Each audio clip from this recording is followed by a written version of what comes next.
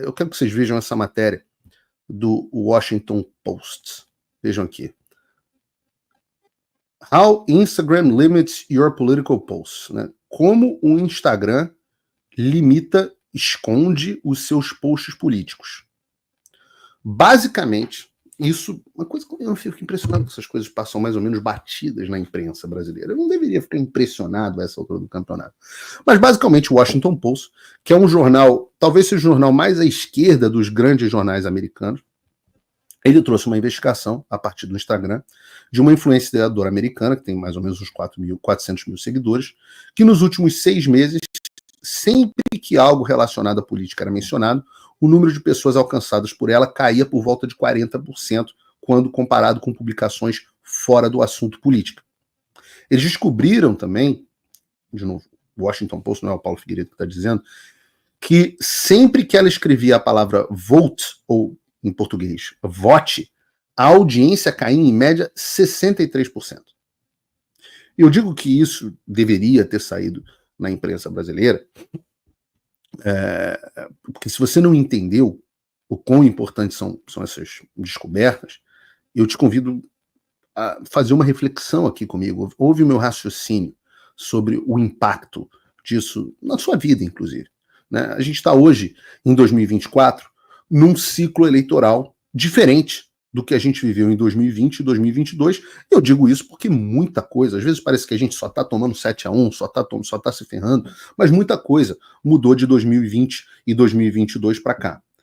Em 2020 e 2022, hoje nós sabemos que nós estávamos sob uma censura completa. Oi, que legal que você gosta dos meus vídeos, mas ainda mais importante do que eles é o meu curso. Lá eu posso falar coisas que o YouTube não me deixa falar e com bem mais profundidade.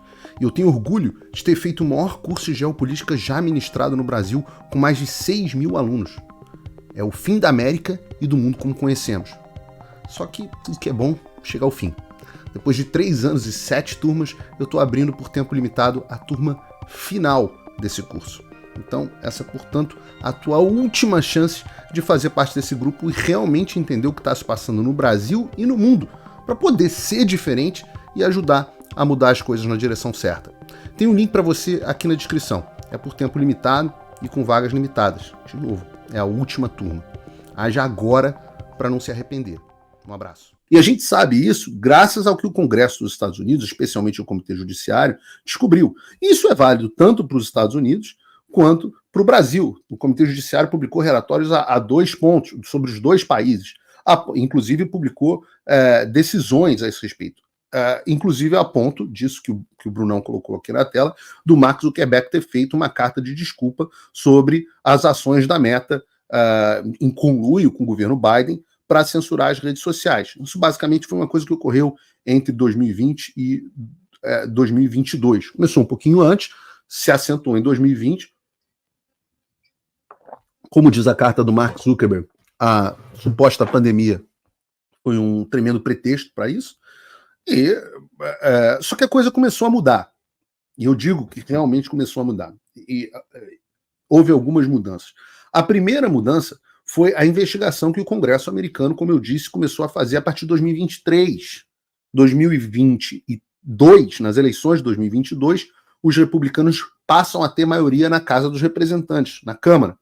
E o Partido Republicano, em 2023, passa a ter maioria, ganhou maioria nas comissões, e uma série de investigações encabeçadas pelo deputado americano Jim Jordan, que é um dos mais importantes parlamentares americanos, e um grande parceiro nosso, que está muito de olho no Brasil, foi aquele mesmo que divulgou as informações a respeito das decisões do Alexandre de Moraes, que eram até então secretas, é o mesmo cuja comissão aprovou o projeto que caça os vistos daqueles que violam a liberdade de expressão, etc, etc. Esse Jim Jordan identificou o que passou a ser conhecido, o meu querido Michael Schellenberg usa bastante esse termo, ficou conhecido como complexo industrial de censura, que é aquilo que eu já expliquei em outros programas, uma articulação entre o Deep State americano, ONGs, associações e governos, né? E como que isso servia de incentivo ou ameaça para as redes sociais. Então, quando isso tudo começou a vir à luz, ele começou a ser desmontado. E teve um impacto muito grande, porque as redes sociais começaram a não poder mais fazer nas sombras o que eles vinham fazendo. Então a discussão foi se tornando pública, os métodos foram expostos, a questão chegou inclusive na Suprema Corte nos Estados Unidos, e isso dificultou muito que eles seguissem com as práticas da forma como elas aconteciam antes.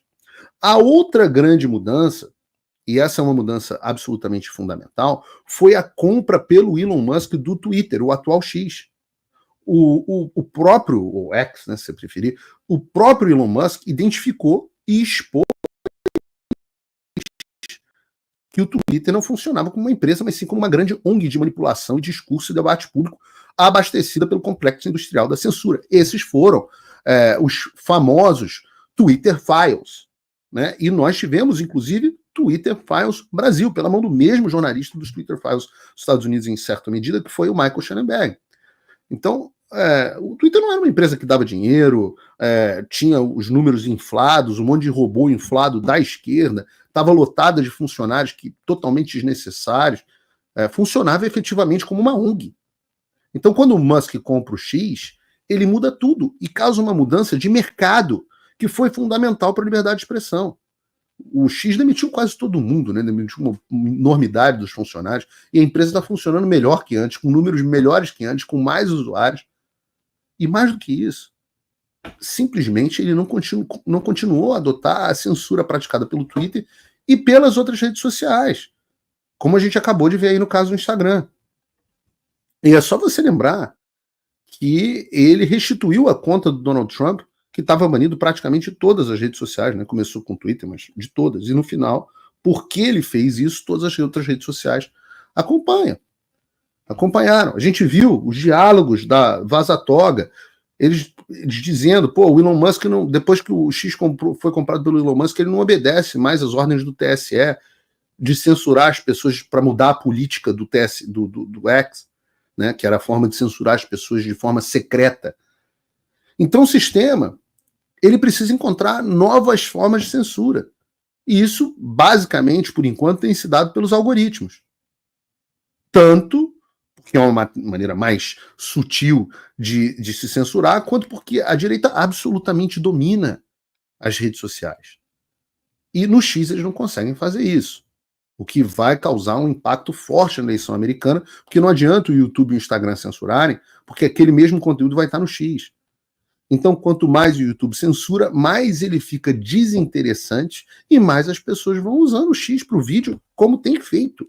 O X está rapidamente se tornando uma plataforma também de vídeo. Quantas pessoas aqui, eu vou dizer aqui, olha, nesse momento, lembra, minhas contas principais estão bloqueadas, mas nós temos só no X nos assistindo mais de 2.500 pessoas. Com bloqueio de contas, vocês deviam estar todos usando VPN, mas não estão. Né? Tem um link aqui para vocês baixarem um VPN bom na descrição.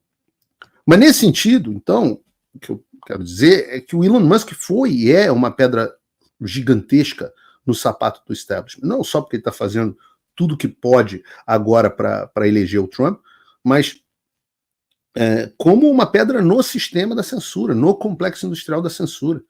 Para o Alexandre, por exemplo, censurar alguém, ele tem que mandar uma ordem direta e pública agora para o X, que no final das contas vai ser usada por nós, inclusive, nos nossos esforços contra a ditadura. Eu criei essa conta, encorajei o Constantino a fazer o mesmo, a Ludmilla a fazer o mesmo, todo mundo a fazer o mesmo, a criar novamente contas no X, justamente para que elas sejam bloqueadas de novo pelo Fábio Shor, pelo Alexandre de Moraes e companhia.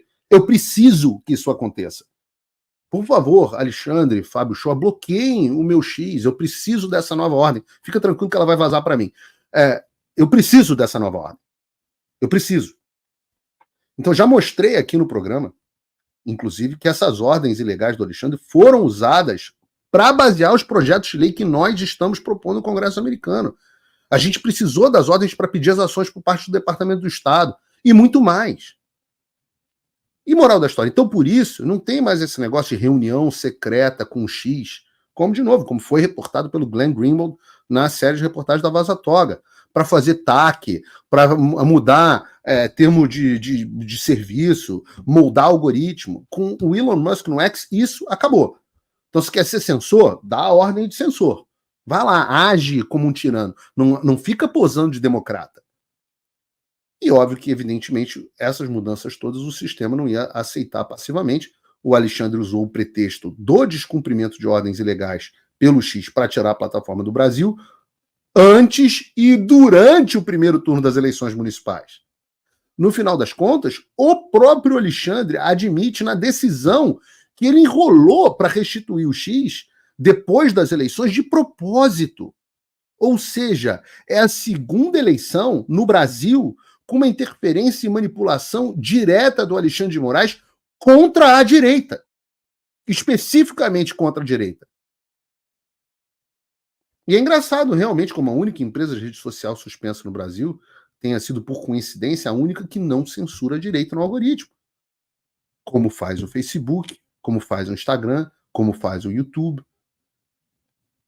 O Brasil, né, é cheio de coincidências. Mas você fica tranquilo que isso, com certeza, não configura, não, interferência eleitoral. Imagina. Vocês imaginem, façam um exercício de imaginação e pensem que se a direita teve esse desempenho nas eleições com o X, sem o X, perdão, imaginem o quanto ela, o resultado que ela teria se nós tivéssemos todas as redes sociais funcionando de forma livre. Ou seja, se você, eleitor, a quem esses desgraçados servem, tivesse condições de se manifestar livremente. Eu digo, eles acham que eles neutralizaram o fenômeno Bolsonaro, que levou o Bolsonaro em 2018. Eles estão com o dedo tentando tapar um dique. Hoje, o movimento anti-establishment é mais forte do que jamais foi. E a gente vai falar aqui, né, sobre como os Estados Unidos, o que está acontecendo, a avalanche da direita nos Estados Unidos. Já vimos isso na Europa, já vimos isso, o movimento vem crescendo no mundo inteiro, apesar dos melhores esforços do complexo industrial da censura, do qual o Alexandre é parte integrante e importante no Brasil. Liberdade de expressão sufocada como nunca antes. Eu avisei, expulso, censurado, minhas redes apagadas, meu passaporte cancelado, contas congeladas, exilado do Brasil, e não parou por aí. Quando Donald Trump deixou a presidência em 2021, eu disse que o fim da América seria o fim do mundo como conhecíamos.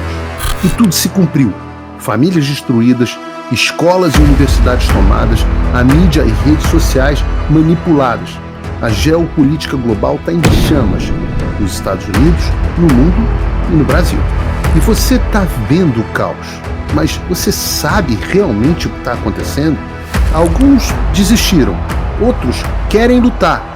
Mas você sabe contra quem ou contra o que você realmente está lutando? É tudo desinformação para criminalizar a opinião direita e justificar medidas autoritárias que ele já vem tomando. E você acha que está lutando uma guerra local, mas e se eu te disser que essa guerra é global? Eu sei o que está acontecendo e decidi que vou lutar até o fim. Mas eu não posso vencer essa guerra sozinho. Eu preciso de você. Eu preciso que você entenda o que realmente está em jogo. Eu já formei um exército de mais de 6.000 alunos, nesse que é o maior curso de política global já ministrado no Brasil. Agora, nós estamos nos capítulos finais dessa luta pela nossa civilização. Essa é a última turma e, portanto, sua última chance de fazer parte desse grupo. O fim da América e do mundo como conhecemos. Essa é a sua última chance de se preparar.